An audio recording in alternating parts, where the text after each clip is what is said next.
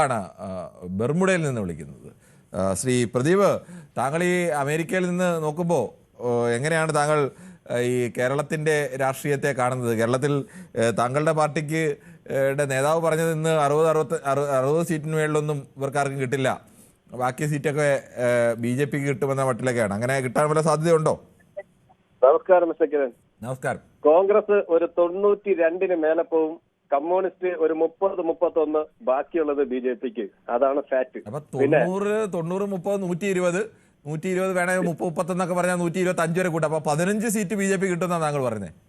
നിങ്ങളെ വേണമെങ്കിൽ നോക്കിയാൽ 2 അക്കം കടന്നിരിക്കും BJP. പിന്നെ എനിക്ക് അനാവശ്യമായ ഭരണം പിടിക്കുന്നുള്ള അവകാശവാദമൊന്നുമില്ല. BJPക്ക് എന്തായാലും ശക്തമായ ഒരു താങ്കൾ പ്രതീക്ഷിക്കുന്ന ഈ 2 അക്കം കടക്കും എന്ന് പറയുന്ന 2 അക്കം കടക്കണമെങ്കിൽ മിനിമം 10 സീറ്റ്. അത് ഏതൊക്കെ സീറ്റാണ് താങ്കൾ ഉദ്ദേശിക്കുന്നത്? അല്ല, ഇനിയിപ്പോ ഏതൊക്കെ സീറ്റാണെന്നല്ല, നിങ്ങൾ ഇത്രയും ഷോർട്ടായിട്ട് പറയാം. കാരണം ഒരുപാട് പേരൊക്കെ വിളിക്കാൻ നിൽക്കണേ. നമുക്കൊന്ന് ഒരു BJPക്ക് 10 സീറ്റ് കിട്ടുമെന്ന് പറയുമ്പോൾ അത് ഏതൊക്കെ സീറ്റാണെന്ന് ഞാൻ വേണമെങ്കിൽ ഡീറ്റെയിൽ ആയിട്ട് വാട്സാപ്പിൽ അയച്ചു തരാം. പിന്നെ ഒരു കാര്യം, അയ്യോ നിൽക്കൂ, എന്തുകൊണ്ടാണ് കമ്മ്യൂണിസം പോയിട്ട് കോൺഗ്രസ് വരണം എന്ന് വിചാരിക്കുന്നത്? ഓരോരുത്തർക്കും അവരുടെ താല്പര്യം കൊണ്ട് വോട്ട് ചെയ്യും, ചിലർ അവരെ തോപ്പിക്കാൻ വേണ്ടി വോട്ട് ചെയ്യും, അങ്ങനെ പല കാരണങ്ങളാണ്. അതെന്തെങ്കിലും ആയിക്കോട്ടെ. അല്ല, നിങ്ങൾ ഇതിപ്പം ആര് ജയിക്കും ആര് വരും എന്നുള്ളതിന്റെ ഇന്നത്തെ ടോപ്പിക്. നോക്കൂ, 92 സീറ്റിന് മേലെയായിട്ട് കോൺഗ്രസ് വരും എന്ന് പറയുന്നതിന്റെ പ്രധാന കാരണങ്ങളിൽ ഒന്ന്, ഒരു 270 കോടി രൂപ മുടക്കി കുടുംബസമേതം 25 രാജ്യങ്ങളിൽ കറങ്ങി നടന്ന പിണറായി ഇനിയും സർക്കാർ മന്ത്രിസഭ കേരളത്തിൽ വേണോ എന്ന് പറഞ്ഞോട്ടെ. മകളെ കൊണ്ട് മാസപ്പടി വാങ്ങിച്ച് ഇപ്പോഴും അത് കേസ് കോടതി ഇടപെടാനുള്ള കാരണം പ്രദീപ് ഇതുകൊണ്ട് മാത്രമാണ്. പ്രദീപ് എല്ലാ ഘട്ടത്തിലും ഒരു അടിസ്ഥാനവും ഇല്ലാത്ത ആരോപണങ്ങൾ ഇങ്ങനെ ഉന്നയിച്ചുകൊണ്ടേയിരിക്കും. രാഷ്ട്രീയം പറയുന്ന ഒരാളാണെങ്കിൽ നമുക്ക് പറയാൻ അനുവദിക്കാം. പക്ഷെ താങ്കൾ കൃത്യമായ കണക്കൊക്കെ പറയാൻ 222 കോടി രാജ്യം എന്നൊക്കെ പറഞ്ഞ് താങ്കൾ ഇല്ലാത്ത അവിടെ ഇരുന്ന് താങ്കളുടെ തലയിൽ ഇങ്ങനെ പെട്ടെന്ന് തോന്നുകയാണ് ഇങ്ങനെ ഒരു കണക്ക്. ആ കണക്ക് താങ്കൾ വിളിച്ചു പറയുകയാണ്. അപ്പൊ അതെല്ലാം കേട്ടുകൊണ്ട് കമ്മ്യൂണിസ്റ്റുകാരന്മാർ വിളിക്കുമ്പോൾ താങ്കൾ വായിക്കാത്ത പഴവും വെച്ചിരിക്കും. ഞാൻ വിളിക്കുമ്പോൾ വായിക്കാത്ത പഴമാണോ മറ്റെന്താണ് താങ്കൾ നോക്കണ്ടത്? അവരാരും വിളിച്ച് ഇതുവരെ ഇങ്ങനെ തെറ്റായ ആരോപണം പറയുന്നില്ല. പ്രദീപ് സ്ഥിരമായി വിളിക്കും. പ്രദീപ് ഈ കണക്ക് എവിടെ നിന്ന് കിട്ടി? ഒറ്റ ചോദ്യം മാത്രം, പ്രദീപ് ഈ കണക്ക് എവിടെ നിന്ന് കിട്ടി പറ? ഏത് കണക്ക്? താങ്കൾ പറഞ്ഞ പിണറായി വിജയനും കുടുംബവും 222 കോടി ചെലവാക്കി 22 രാജ്യത്തിൽ പോയി എന്നുള്ള കണക്ക് എവിടെ നിന്ന്? 25 രാജ്യങ്ങൾ. അത് പബ്ലിക് ഡൊമൈനുണ്ട്. താങ്കൾ എവിടുന്ന് ആ പബ്ലിക് ഡൊമൈനിൽ എടുത്തിട്ട് ആ 222 കോടിയുടെ കണക്ക് എനിക്കൊന്ന് അയച്ചാ? അല്ല, താങ്കൾ പൂർത്തിയാക്കാൻ സമ്മതിക്കണം മിസ്റ്റർ. പ്രദീപ് ഇത്രയും കാലം ആരോപണം ഉന്നയിച്ച എല്ലാ ആരോപണവും തെളിയിക്കാൻ ഞാൻ അവസരം പറഞ്ഞു തീർക്കാൻ പോലും സമ്മതിക്കില്ല. അതിനു മുമ്പേ താങ്കൾ വായിക്കാത്ത കൊണ്ട് താങ്കളെ പറഞ്ഞ ചുമ്മാ ഒരു കള്ളക്കണക്ക് പറഞ്ഞാൽ അതിന് വേണ്ടി സമയം തരുന്നത് കള്ളക്കണക്കാവും. കഴിഞ്ഞ 10 വർഷമായിട്ട് പിണറായി വിജയൻ വിദേശ രാജ്യങ്ങളിൽ പറയട്ടെ മിസ്റ്റർ, താങ്കൾ എന്തിനാ ഇടയ്ക്കാരനെ? 10 വർഷം പിണറായി വിജയൻ വിദേശ രാജ്യങ്ങളിൽ കറങ്ങാൻ വേണ്ടി ഉപയോഗിച്ച പണം ഒന്ന് ആലോചിച്ച് നോക്ക് എത്രയാണ്. താങ്കൾ ആ കണക്ക് എവിടുന്നാ കിട്ടിയെന്ന് പറയും. അത് എവിടെ നിന്ന് കിട്ടണമെന്ന് പബ്ലിക് ഡൊമൈനിലുണ്ട്. പോയി താങ്കൾ ഒരു മിനിറ്റ് താങ്കൾ പറയാം എത്ര ചെലവാക്കിയ? താങ്കളല്ലേ ഞാനല്ല കണക്ക് പറഞ്ഞത്. 222 കോടി രൂപയുടെ കണക്ക് എവിടുന്നാണ് താങ്കൾ പറയും? താങ്കളോട് 250 കോടിക്ക് മേലെ ഉപയോഗിച്ചാണ് താങ്കൾ പറയാം എത്രയാ? പിന്നെ ഞാൻ എന്തിനാ പറയുന്നത്? ഞാനാണ് എന്തെങ്കിലും ആരോപണം ഉന്നയിച്ചോ? ഞാൻ പൊതുവേദി, ഞാനൊരു ജനമല്ലേ, ഞാൻ പറയട്ടെ. ജനമാണ്, പക്ഷെ ജനം എന്ന രീതിയിൽ മാന്യമായ രീതിയിലും അഭിപ്രായം പറയാം. അതിനപ്പുറത്തേക്ക് കള്ളം വിളിച്ചു പറയരുത്. താങ്കൾക്ക് അറിയില്ലല്ലോ, അപ്പൊ താങ്കൾ മിണ്ടാതിരിക്കൂ. എനിക്കറിയാം, എനിക്ക് ഇതിനെ കുറിച്ച് നല്ല ബോധ്യമുണ്ട്. കേരളത്തിലെ ജനതയ്ക്കൊക്കെ ബോധ്യമുണ്ട് എത്ര എന്ന വലിയ ആങ്കർ, ഏറ്റവും വലിയ ആങ്കറിനോട് ഞാനൊരു ചോദ്യം ചോദിക്കട്ടെ. ആദ്യം നിങ്ങളുടെ ചോദ്യത്തിന് ഉത്തരം പറ. നിങ്ങൾ ഉന്നയിച്ച ആരോപണം എവിടുന്നാണ് നിങ്ങൾക്ക് ഈ ആരോപണം ഉണ്ടായത്? അതിന് ഉത്തരം പറ. കഴിഞ്ഞ 10 വർഷമായിട്ട് പിണറായി വിജയൻ 100 പേർക്ക് ജോലി കൊടുത്ത ഒരു സംരംഭത്തിന്റെ പേര് പ്രദീപേ, അതൊന്നും അല്ലല്ലോ ചോദ്യം. താങ്കൾ ആദ്യം ഉന്നയിച്ച ചോദ്യത്തിന് ഉത്തരം പറയാമെങ്കിൽ പറയൂ. മിസ്റ്റർ, നിങ്ങളെ പോലുള്ള മാധ്യമ പ്രവർത്തകരുണ്ടല്ലോ, അതാണ് ഈ നാട് നന്നാവേറ്റുന്ന കാര്യം, അറിയാമോ? നിങ്ങളെ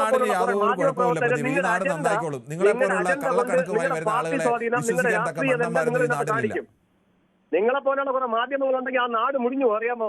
ഇന്ന് 18 വയസ്സ് കഴിഞ്ഞ ഒറ്റ എന്നൊക്കെ പറയാൻ എളുപ്പമാണ്. ആ നാട്ടിൽ നിന്ന് താങ്കൾക്ക് വരുമാനം കിട്ടുന്നുള്ളൂ താങ്കൾക്ക് പറയാം. പക്ഷെ ഞങ്ങൾ ഈ നാട്ടിൽ ജീവിക്കുന്ന മലയാളികളാണ്. ഈ നാട് നന്നായി പോകേണ്ടത്, ഈ നാട് നന്നായ രീതിയിൽ മുന്നോട്ട് പോകേണ്ടത് ഈ നാട്ടിൽ ജീവിക്കുന്ന മലയാളികളായ ഞങ്ങളുടെയൊക്കെ ആവശ്യമാണ്. നിൽക്കുന്ന താങ്കൾക്ക് ചിലപ്പോൾ ഈ നാട് മുടിഞ്ഞു പോട്ടെ എന്നൊക്കെ തോന്നും. പക്ഷെ ഞങ്ങൾക്ക് അങ്ങനെ തോന്നാൻ കഴിയില്ല. അത് താങ്കൾക്ക് തോന്നാത്തോണ്ട് ആശുപത്രി ഇടിഞ്ഞു വീണ ഒരു ആരോഗ്യമന്ത്രി ശ്രീ പ്രദീപ്, ഇതല്ലേ ജനങ്ങൾ നോക്കുന്നത്? കഴിഞ്ഞ 10 വർഷം ഒരു 10-15 ആരോപണം ഒരുമിച്ച് ഉന്നയിക്കുകയാണ്. ഞാൻ ഒറ്റ കാര്യമേ തുടക്കം മുതൽ ചോദിക്കുന്നുള്ളൂ. താങ്കൾ 250 കോടി രൂപയുടെ കണക്ക് എവിടുന്ന് ഞാൻ താങ്കളോട് ചോദിക്കുന്നത്, ഒരു സർക്കാരിനെ മാറ്റി അടുത്ത സർക്കാരിനെ എടുക്കുമ്പോൾ ആ സർക്കാരിന്റെ ഗുണവും ദോഷവും ജനങ്ങൾ വിശകലനം ചെയ്യും. കഴിഞ്ഞ വർഷം അവർ നടത്തിയ അഴിമതികൾ, കഴിഞ്ഞ വർഷം അവർ ചെയ്ത നല്ല കാര്യങ്ങൾ, ചോദിച്ചത് നിങ്ങൾ ഉന്നയിച്ച ആരോപണത്തിന്റെ വസ്തുതയാണ് ചോദിച്ചത്. അതിന് ഉത്തരം പറയുക. താങ്കൾ നാളെ വരുമ്പോ എത്രയാണ് കഴിഞ്ഞ 10 വർഷം പിണറായി വിജയനും സംഘവും 25 രാജ്യങ്ങളിൽ ചുറ്റിക്കറങ്ങിയതിന്റെ ചിലവൊന്ന് കണക്ക് പറ. ഞാൻ മാപ്പ് പറയാം. കേൾക്കാൻ കഴിയുമോ?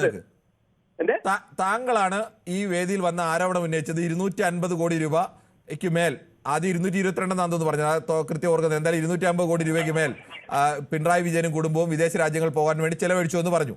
അങ്ങനെയാണെങ്കിൽ ആ കണക്ക് എവിടുന്നാണ് എന്നുള്ള ചോദ്യം മാത്രമാണ് എന്റെ. നോക്കൂ, ലാസ്റ്റ് 10 ഇയർ വിദേശ യാത്രകൾക്കായി മന്ത്രിസഭയും പിണറായി വിജയനും കുടുംബസമേതം ചെലവാക്കിയ പൈസയുടെ കണക്കൊന്ന് ചെക്ക് ചെയ്തായി താങ്കൾ കിട്ടുമോ അതില്?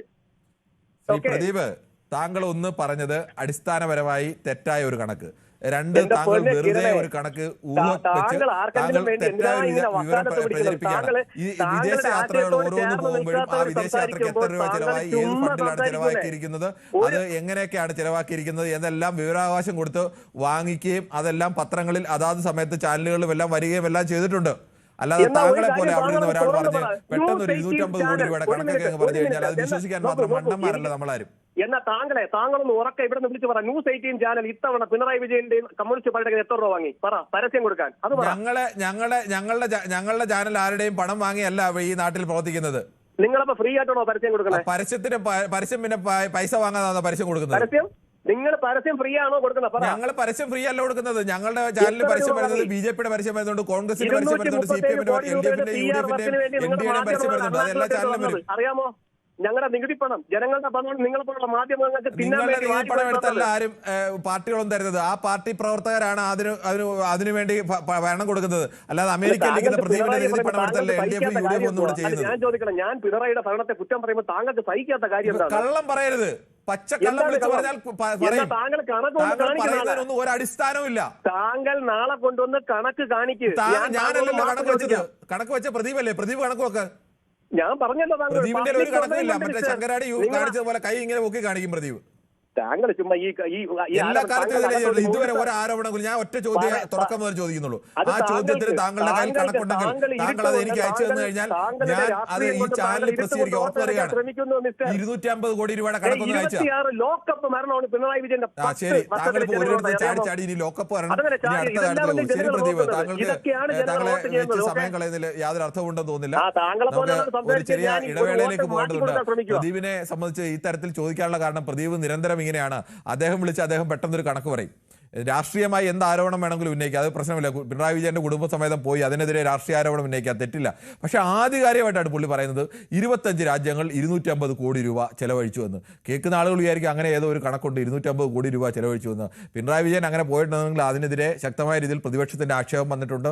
ആ സമയങ്ങളിലൊക്കെ അതിന്റെ ചെലവിനെ സംബന്ധിച്ച് ചോദ്യങ്ങൾ വന്നിട്ടുണ്ട്. അത് രാഷ്ട്രീയ വിവാദമായിട്ടുണ്ട്. അതൊക്കെ ചൂണ്ടിക്കാണിക്കുന്നതിന് യാതൊരു തെറ്റുമില്ല, ചൂണ്ടിക്കാണിക്കുകയും വേണം. അങ്ങനെയൊക്കെ ചെയ്തിട്ടുണ്ടെങ്കിൽ അതൊക്കെ ചൂണ്ടിക്കാണിക്കേണ്ടത് തന്നെയാണ്, അതിന് സംശയമില്ല. പക്ഷേ അതിനൊരു കള്ളക്കണക്ക് അവതരിപ്പിക്കുക എന്ന് പറയുന്നത് സാമാന്യ രീതിയിൽ യോജിച്ചല്ല. സ്ഥിരമായി അദ്ദേഹം ചെയ്യുന്നവരാണ്. പലപ്പോഴും ഇങ്ങനെയാണ്. ചിലരുടെ കണക്ക് ചോദിക്കുമ്പോൾ അവർ പറയും 6,737,000 എന്ന് പറയുമ്പോൾ നമ്മൾ വിചാരിക്കും ശരിയായിരിക്കും, 6,737,000 കൃത്യം കണക്കാണല്ലോ എന്നുള്ളത്.